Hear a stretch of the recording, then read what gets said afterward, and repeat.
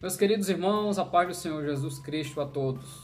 O Salmo 119, o verso 130 diz que a exposição das tuas palavras dá luz e sabedoria aos simples.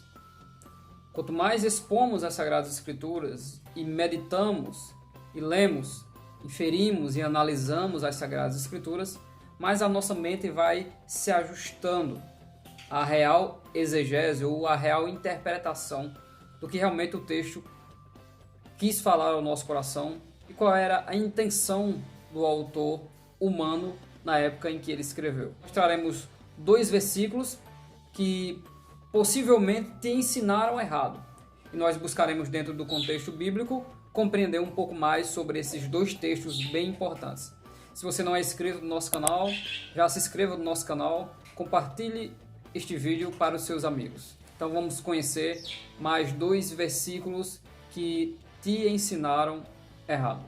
E o primeiro texto é Jeremias, capítulo de número 17, o versículo 5, que diz: Assim diz o Senhor, maldito o homem que confia no homem, e faz da carne o seu braço, e aparta o seu coração do Senhor. Normalmente, quando alguém se utiliza desse texto, a maioria das pessoas querem aconselhar alguém para não confiar no próximo, para não confiar em pessoas, porque estas podem te trair. A primeira coisa que basicamente o próprio texto já explica, não precisaríamos nem ir ao contexto, mas nós iremos ao contexto para que não reste nem uma dúvida relacionada a essa possível verdade de que o texto nos aconselha a não confiar nas outras pessoas. Por mais que isso seja um ensino bíblico, mas não nesse texto. O texto diz, maldito o homem que confia no homem e faz da carne o seu braço. O próprio texto já está explicando que esse homem, que confia nesse homem, que é ele mesmo, ele faz isso porque ele fez da carne, ou seja, da sua natureza humana, do seu corpo, ou das suas atitudes, das suas vontades, ele fez das suas vontades o seu braço, referência à ação. Então, ele agiu conforme a sua vontade e se apartou o seu coração do Senhor. Então, o texto está dizendo que é amaldiçoado ou maldito aquele que se afasta do Senhor para fazer a sua própria vontade. O contexto imediato nos deixa bem claro isso. O versículo 6 diz que ele será como a tamargueira no deserto, não sentirá quando vê um bem, antes morará nos lugares secos do deserto, na terra salgada e inabitável. E a resposta contrária a isso é no versículo 7. Bendito o varão que confia no Senhor. Veja que interessante. Ele começa o texto do versículo 5 dizendo maldito o homem que confia no homem, aparentemente como se estivesse falando de outra pessoa, mas não é, é ele mesmo. E no versículo 7 ele confia que de fato é a pessoa que fala, que está pensando ou que se expressa quando ele diz bendito o varão que confia no Senhor e cuja esperança é o Senhor. E ele diz o resultado, porque será. Mas vamos ver no contexto o que estava acontecendo com Jeremias, com Israel e essa situação diante de Deus para que o profeta fosse usado por Deus dando esta sentença. Toda a vida de Jeremias foi uma vida de conflito com o próprio Deus, não no sentido de pecados, mas no sentido do conteúdo da mensagem que Deus lhe deu. Em suma, ou em resumo, a mensagem do profeta Jeremias para a nação de Israel era: o fogo da ira do Senhor se acendeu e não vai se apagar. E Jeremias, que é conhecido como o profeta das lágrimas, sempre vinha até Deus e dizia: as tuas palavras na minha boca são uma vergonha, um desvario, é só violência, é só isso e aquilo outro. E ele intercedia para que Deus abençoasse o povo, livrasse o povo, trouxesse a sua bênção sobre o povo. E a palavra que Jeremias mais ouviu de Deus foi o não, sempre relacionada aos pedidos de Jeremias ao povo. Tanto que Deus até diz, ainda que homens santos, que Moisés, Samuel, se pusessem diante de mim, Jeremias capítulo 15, versículo 1, seria a minha alma, não seria a minha alma com este povo. Nos capítulos 14, versículos 13 e 14, Jeremias na porta do templo profetizando, ao redor de Jeremias estão vários falsos profetas, que para agradar a liderança e o povo, diz que nenhum mal acontecerá à nação de Israel. Esta confiança do povo não é em Deus, é no templo e na arca da aliança. Tanto que Jeremias, no capítulo 7, chega na porta do templo profetizando: templo do Senhor, porque eles confiavam naquilo que é material. Veja o que diz 13 e 14. Então disse eu: Ah, Senhor Jeová, eis que os profetas lhes dizem: não vereis espada, e não tereis fome, antes vos darei paz verdadeira neste lugar. E disse-me o Senhor: os profetas profetizam falsamente em meu nome, nunca os enviei, nem lhes dei ordem, nem lhes falei visão. Falsa é adivinhação e vaidade. O engano do seu coração são o que eles vos profetizam. De tanta palavra e de tanta profecia que não era direcionado por Deus, o contexto mostra fraqueza e o contexto mostra se afastar da presença de Deus. O Israel está se afastando a cada dia mais da presença de Deus, e Jeremias, de tanto sofrer e padecer, está rodeado de tantas falsas palavras, está quase que convencido das palavras dos falsos profetas. É aí onde Deus vai exortar a Jeremias a sair de dentro desse contexto e não a se submeter à linguagem dos falsos profetas e do povo e ao desejo do povo. Parece até o próprio projeto deste vídeo que gravo, que é nós buscarmos a verdadeira interpretação das Sagradas Escrituras, porque uma grande ou a maior parte dos cristãos, nesses versículos bem conhecidos, buscam interpretar eles de forma errônea, porque não fazem como os bereanos, que ouviam Paulo e conferiam na Bíblia Sagrada, segundo Atos 17 e 11, mas simplesmente reproduzem aquilo que ouvem de outra pessoa. Então, no contexto, Jeremias está se inclinando a acreditar nos falsos profetas. E como nós podemos provar isso? Jeremias capítulo 15, versículo 19. Portanto, assim diz o Senhor, Deus falando para Jeremias: se tu voltares, eu te trarei, e estarás diante da minha face. E se apartares o precioso do vil, serás como a minha boca. Tornem-se eles para ti, mas não volte tu para eles. O versículo 20 confirma que esse se tu voltares está relacionado a Jeremias, porque diz: eu te porei contra este povo. Então, distinção de tu para o povo. Então, ele está falando com Jeremias. Eu te porei contra este povo como forte muro de bronze. Pelejarão contra ti, mas não prevalecerão contra ti. É uma mensagem de Deus para Jeremias desde o capítulo 1. Porque eu sou contigo para te guardar e para te livrar deles, diz o Senhor Jeová. Vamos explicar esse versículo. Jeremias está afadigado, está cansado, e se tu voltares eu te trarei, significa trazer para a presença de Deus, para ele estar novamente à estatura de profeta. Por isso que ele diz: estarás diante da minha face. Eu vou colocar aqui outras referências na Bíblia de estar diante do Senhor ou diante da face do Senhor. Significa estar em uma posição de inspiração para anunciar a mensagem. Então Jeremias não está mais nessa posição. Jeremias está se desviando para a mensagem do povo. Está se inclinando para os pensamentos do povo. Aí Deus diz: e se apartares o precioso do vil, podemos usar outra referência em Levítico 10:10, no sentido de que aqueles que ministram devem ministrar, deixando aquilo que é transgressão de lado, para ensinar ao povo os mandamentos de Deus, não se inclinar para aquilo que é mal. Então Jeremias está automaticamente saindo da posição da verdadeira mensagem que Deus quer que ele pregue. Serás como a minha boca, mais uma vez confirmando essa questão de ser profeta. Tornem-se eles para ti, ou seja, os falsos profetas, Jeremias, que tem que se converter à tua mensagem, e não tu que se converter à falsa mensagem deles.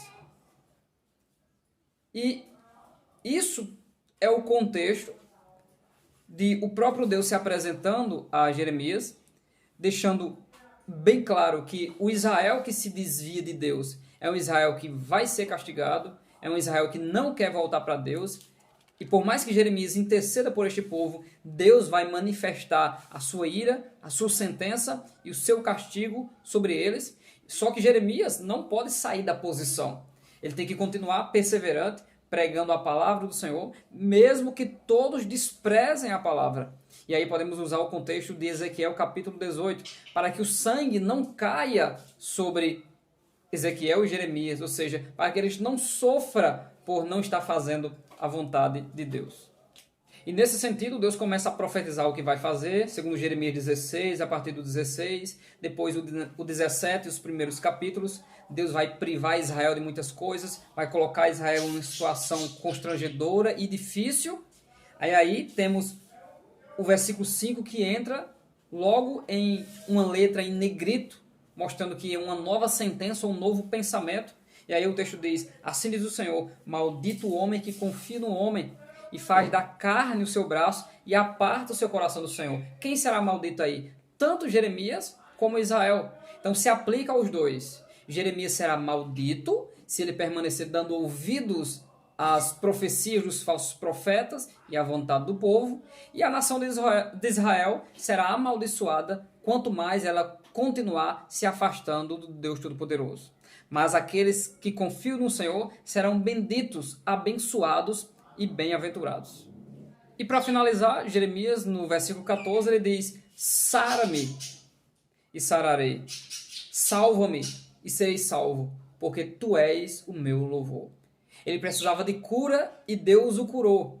E a prova disso é que ele diz maldito, ou seja, ele recebeu e aprendeu. O ensinamento chegou ao seu coração, que no capítulo 18, Deus lhe dá uma nova mensagem, que é o vaso do oleiro. E aqui eu pergunto a você e peço que você deixe nos comentários a sua experiência. Alguém te ensinou este versículo de maneira equivocada, falando da confiança sobre outras pessoas, ou te ensinou que, de fato, Jeremias e a nação de Israel seriam amaldiçoadas se fizessem a sua vontade e andassem segundo a sua vontade? Deus abençoe você. Nós iremos agora para o nosso segundo texto. Esse texto é clássico, conhecidíssimo em todo o mundo. Vamos agora para o nosso segundo texto. Deus abençoe sua vida. Meus irmãos, esse segundo texto, segundo alguns pesquisadores, em algumas partes do mundo, ele é mais conhecido do que o próprio nome Jesus. Estamos falando do Salmo 23 e o verso 1. Tradicionalmente, esse salmo é exposto para cada um de nós na seguinte tradução: o Senhor é o meu pastor, nada me faltará. Uma leitura simples desse verso nos conduz a uma compreensão de que Deus, e de forma metafórica usando a figura de pastor, de que Deus é um cuidador, é alguém que cuida, semelhante ao cuidador dos animais, de que por causa disso nada me faltará. Aí seguimos todo o contexto, onde não falta alimento, não falta bebida, não falta guia, não falta direção, não falta comunhão, consolação, nem bondade de Deus e nem segurança.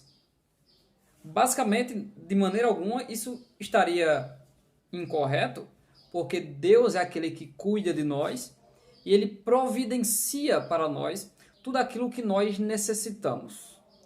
Mas existe um sentido, ou real sentido, do que o autor e o escritor do hebraico estava falando nesse texto, que não é que coisas, não é que aquilo que eu preciso me faltará. Ele tem uma outra intenção nesse texto que nós veremos. Tomando palavra por palavra do hebraico, o sentido real desse texto seria: Adonai, meu pastor, não estar em falta. Então isso significa que o que não faltará para este que confia em Adonai, quem confia no Senhor, é a presença do Senhor. Então ele é o meu pastor, e quando lemos que o Adonai é o pastor, a primeira coisa que vem fala daquilo que ele me oferece para que eu esteja bem e plenamente satisfeito. Mas o que o escritor pensou e conseguiu, mas essa tradução não nos deixa claro, é esse sentido: Adonai, meu pastor, não está em falta. O texto não tem um sentido de que terei tudo o que desejo, e sim que de nada terei falta, ainda que eu não tenha tudo. É muito interessante nós pensarmos nisso, porque não tenho tudo o que amo, mas amo tudo o que tenho. E significa que, estando nós na presença de Deus, tudo que o Senhor concede na nossa vida, é possível nos satisfazermos, porque a nossa alma, ela se torna plena e completa por causa da presença do Senhor que está sobre a nossa vida. Agur, ele pediu ao Senhor nem riqueza e nem pobreza, mas que Deus o mantesse o seu pão cotidianamente acostumado, ou seja, que ele não chegasse à miséria, que não faltasse a sua subsistência. Mas com isso, submisso e temente a Deus, ele considera que Deus é quem faz isso. Então o sentido não é que nada nos faltará, no sentido de que terei tudo e não terei necessidades ou escassez. Pelo contrário, o próprio apóstolo Paulo, ele aprendeu a viver na fartura e na escassez, nas aflições e nos perigos.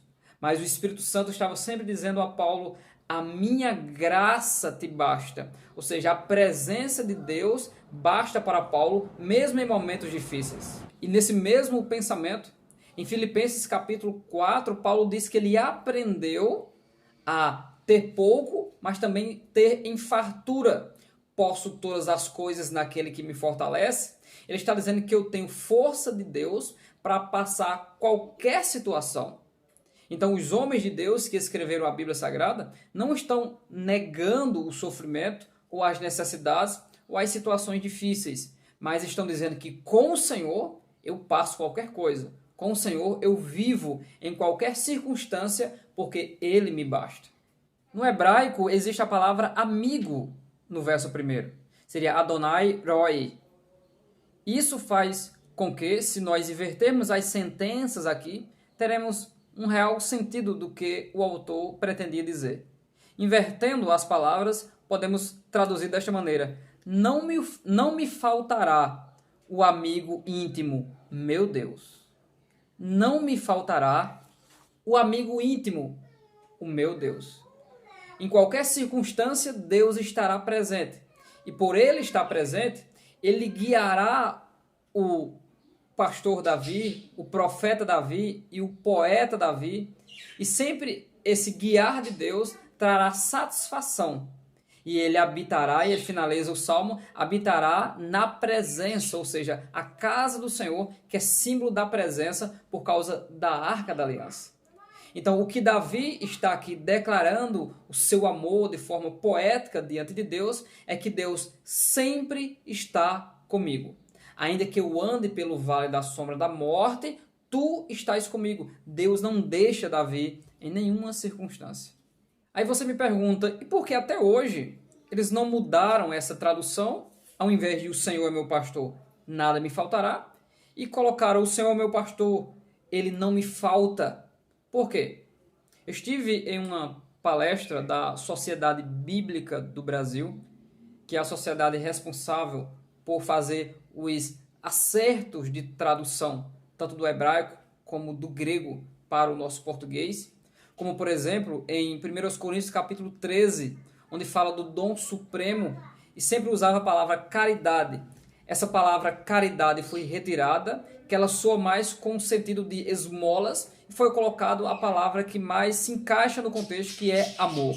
Com isso foi nos ensinado que o Salmo 23, verso 1, é um salmo que já está inserido em muitas liturgias, em muitos inários, em muitas canções, e por causa disso eles decidiram não mexer, mas sempre explicar em suas Bíblias e nessa tentativa de nos trazer o real sentido. E para finalizar, vamos repetir mais uma vez: o Senhor é o meu pastor, nada me faltará. Mas o sentido é: o Senhor é o meu pastor, ele não está em falta, ele não me falta. O meu amigo íntimo Ele está comigo. Então que Deus abençoe grandemente a sua vida. Obrigado por estar conosco até aqui. Conte para mim a sua experiência. Você tinha o sentido de que o Salmo, de fato, falava isso? Sim ou não? Deixe o seu comentário aí. O meu desejo é que você continue conosco, seja um inscrito do nosso canal e até o próximo vídeo, se Deus quiser.